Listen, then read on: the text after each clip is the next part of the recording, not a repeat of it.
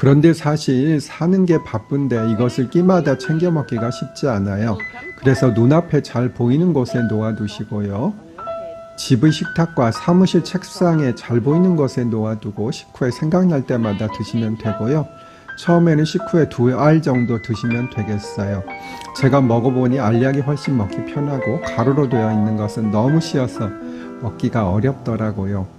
그리고 이것은 정말 극빈자가 아니라면 비용이 부담이 되지 않을 정도로 가격도 비싸지 않습니다.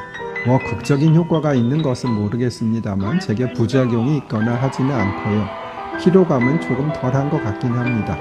혹시 관심이 있으신 분들은 인터넷 검색 조금 해보시면 자세히 아실 수 있을 거예요. 비타민C 메가도스의 효과 좀 말씀드릴게요. 첫째, 혈관 보호에 탁월하다고 해요. 둘째는 감염병 예방 효과가 탁월하다고 해요. 감기 예방에 좋다는 말은 오래전부터 있었고요. 저는 아직도 밖에 나갈 때는 마스크를 꼭 씁니다. 마스크를 쓰고 나서 감기에 걸리는 일이 많이 줄어든 것 같아요. 셋째로 암 예방 및 치료에 효과적이라고 해요. 아주 과거의 일로 돌아가면 16 내지 18세기의 대항해 시대에는 3개월 이상의 장기 항해가 많았는데 비타민C 부족으로 인한 괴혈병 때문에 건장한 사람으로 뽑았을 텐데도 선원의 2분의 1이 바다에서 죽었다고 해요. 그렇게 죽어간 선원의 수가 200만 명으로 추산된답니다. 그런데 1753년이 되어서야 여러 실험을 통해 레몬을 섭취하면 죽지 않는다는 것을 알아냈고요. 그러나 20세기가 되어서야 괴혈병의 원인이 비타민C임을 알아냈다고 해요. 저는 컴퓨터 자판은 나이에 비해서는 잘 칩니다. 판사를 처음 할 때에는 타자기를 주로 쓰던 때라 타자기를 배웠던 생각이 나고요. 연수원에 스터디할 때에도 큰맘 먹고 샀던 타자기로 타자를 해서 깔끔하게 준비했던 기억이 나요. 어쨌든 판사가 되고 처음에는 손으로 판결문을 썼어요. 그래서 부장님이 직접 판결문에 손글씨로 깨알같이 고쳐주셨고요. 그래서 당시에는 판사실의 여직원들이 하는 일 중에 중요한 것이 판사들이 쓴 판결 초고를 타이핑하는 것이었어요. 한 면에 한 글자 정도 틀리면 수정을 하고 그것을 넘어가면 버리고 다시 타이핑하기도 했고요. 그런데 어느 순간에 컴퓨터가 보급이 되고 이제 본격적으로 컴퓨터로 타이핑을 하는 시대가 되었어요. 그렇지만 다시 사건이 전자화 되는 데는 정말로 또 오랜 시간이 필요했지요. 에고 또 딴소리만 했군요.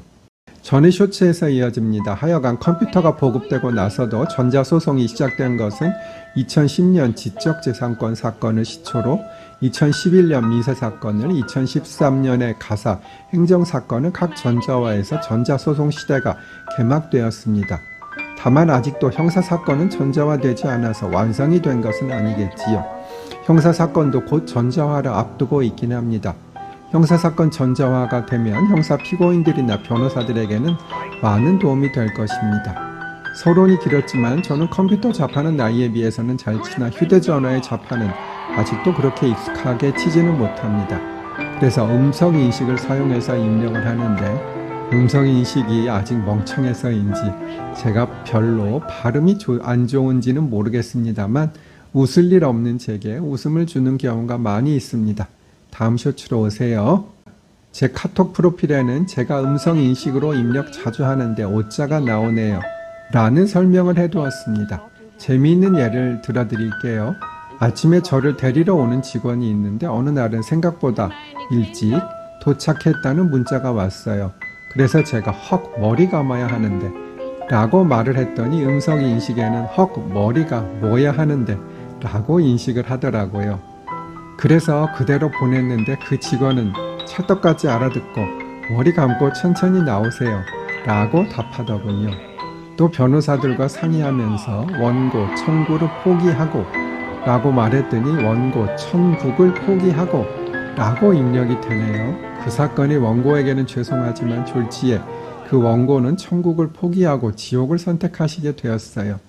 그래도 우리 사무실 직원이나 변호사들은 익숙해서 찰떡같이 이해해주고 있어요.